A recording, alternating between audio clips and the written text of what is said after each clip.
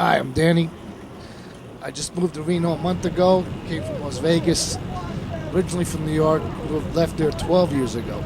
And I've been traveling around the country. That's kind of like my story. My hobby is just traveling. And my grandfather was born in Indiana, and at about age 17, he enlisted in the Army to go to Cuba in the Spanish-American War. He wasn't legally 18, but he enlisted and lied and made it. And then he said, after it was over, he said, I'm not going back to Indiana. And they posted him in San Francisco at San Quentin Prison. And he was a guard at San Quentin in 1906. And when the earthquake struck, he was in the upper bunk and his roommate was in the lower bunk, and the guy in the lower bunk ran outside and a piece of tile fell on him and killed him. My grandfather stayed in bed, and hence, the story continued. Anyway, about sundown or so, I noticed a couple of skunks start to come out of the woods, and then a couple of skunks came out of the concession area, and then a couple of the skunks came out from behind the bathroom, and pretty soon every campground in the whole place had their own little squadron of skunks. Noticed that a lot of people had dogs, and I didn't have a dog, but I didn't want to do all the things that went along with having a dog for real. I just wanted to have a dog so I could go to the dog park all the time. It was going like this. So I thought that they twisted it.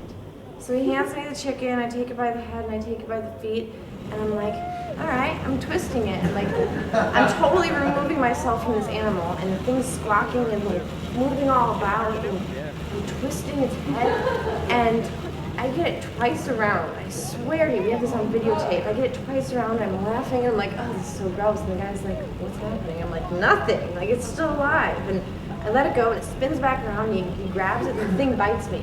Then he takes it like this, just spins it around like that, and just like that crack in my arm, its neck broke. Okay, look, sweetheart. I'm going to have you stay in the truck and step on the gas when I tell you. I'm going to get out behind, and I'm going to give it a good hard push.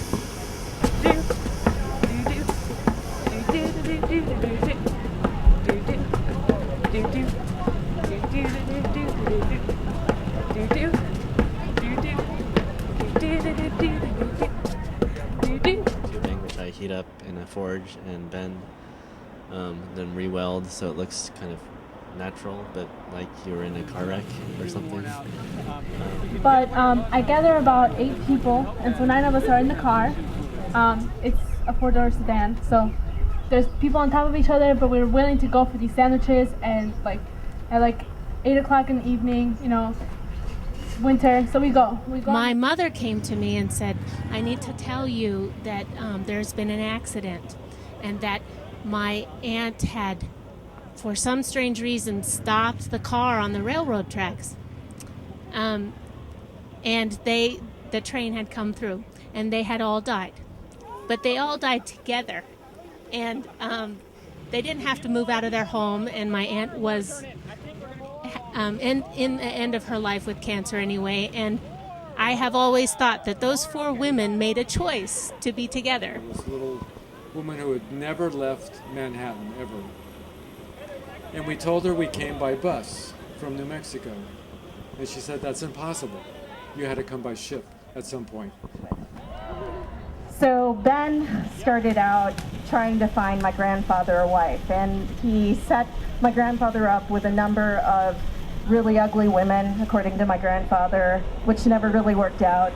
And so Ben said, well, I'm one of 10 siblings, and there are still a couple of sisters of mine left.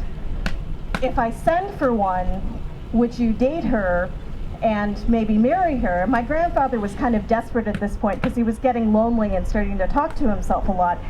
So he said, okay, just send for one, let's go, I want a date.